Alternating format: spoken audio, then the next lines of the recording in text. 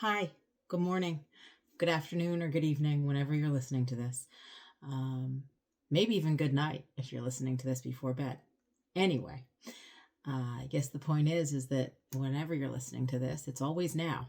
Um, so I wanted to really talk about that, talk about the now point, our consciousness, and where our actual choice and intention and where are we in all of this. I was listening this morning to something about AI, and everybody's got their opinion on it, and everybody's got their feeling on it, and it's all right and it's all wrong and it's all fine. It's whatever we believe. My concern, my thought, um, like with everything else, right? Our cell phones, our technology, our internet, neither good nor bad, right? How we apply our consciousness to it, how we use it for our own point of choice, for our own experience, for our own becoming, that's all that matters, right? I mean, think about what we watch on social media. Does it make us feel good? Is it for our expansion? Is it for our becoming? Or is it for like, wow, I should be doing these things. I don't feel like doing them. Wow, that person's a real jerk, huh? Yeah, I hate her. Like, why'd she say that? She always posts this stuff. Like, why? Right? Where are we? Where are we in all of this? So, why am I talking about AI and technology and consciousness? Well, because everything is an expansion and an exploration of us. If we don't apply our own consciousness, our individual knowingness, not our experiences, not the things in our life, not the conditions in which we live, ourselves in this. We don't know where that is or where to find that. Sit quietly for a moment. What are you feeling? What are you feeling without the thoughts, without what you think you should be feeling? Where's the feeling? Where's the feeling in the body, in the soul? There's the beginning of your consciousness, right? So it's not the things that happen to us. It's not the AI that reflects back to us, really just ourselves, right? Our point of consciousness. It's what are we feeling? And that can be a multitude of things in any given moment. I can feel tremendous hope and tremendous fear in the same moment. I can know that I know what I know and have tremendous self-doubt in the same moment.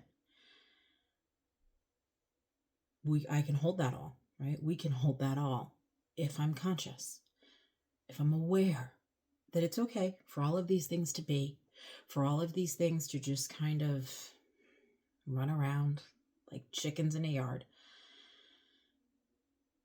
And then just decide, okay, which part of my experience do I want to apply this feeling to? Which one of these feelings do I want to apply this emotion to my experience? So in other words, take whatever's going on in your life right now. Take something that's bothering you. We're all going through cycles of change, right? Which on one level, whether it's the loss of relationships, a person, a situation in our lives, right? We're all experiencing a lot of change right now. If I step back for a moment and feel what I feel, and let's just take one situation, it's whatever is top of your mind right now, and just feel into that for a second.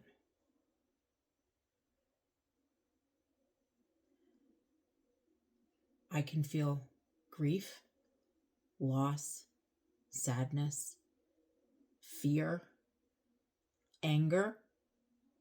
Wasn't my choice. That I think it wasn't. My brain thinks it wasn't my choice to let that go, but it's going. And I can also feel there's an opening there. There's space that's expanding, that's coming in around what was once contraction with this thing that, I guess when I allow something else to be, maybe it didn't really fit anymore, but it was comfortable and familiar. And there's enough uncomfortable, unfamiliar going on right now that I don't really need anymore. And yet, there's something there that wasn't before because of this person, this situation, this whatever that was holding and drawing resources and energy and thought and our consciousness. We were giving our choice to that. We were giving our consciousness to that. And that's fine. That's what we've lived. That has now given birth to the and, to something more. Don't have to know what to fill this space with yet. But if we can feel into that, if we can embody this space or start to think about embodying this space, put our consciousness over in something new, something new. What else can I see in the change, in the death of this relationship situation? Is there something there that is useful, hopeful, light, maybe even joyful to me? This can still exist too. We don't have to, it doesn't have to be all things, right? It doesn't, or one thing or the other. It can be all things. So just play with that a little bit. Be easy about it, be light, but play with that and see what you find in the thing that you thought was a change, was not great, was unwanted, was maybe scary, and see what else is there. And if you like how you feel, play with it with other things. Maybe start with picking things that aren't as big and as heavy, but go, oh wow, I didn't see that was there too. I didn't see potential. I just saw change. We don't like change as humans. We're not great with it, but we're learning to be. We're learning that really it's about what we apply our focus to, our consciousness to, and how we express that then out into the world. Not how the world expresses its garbage onto us.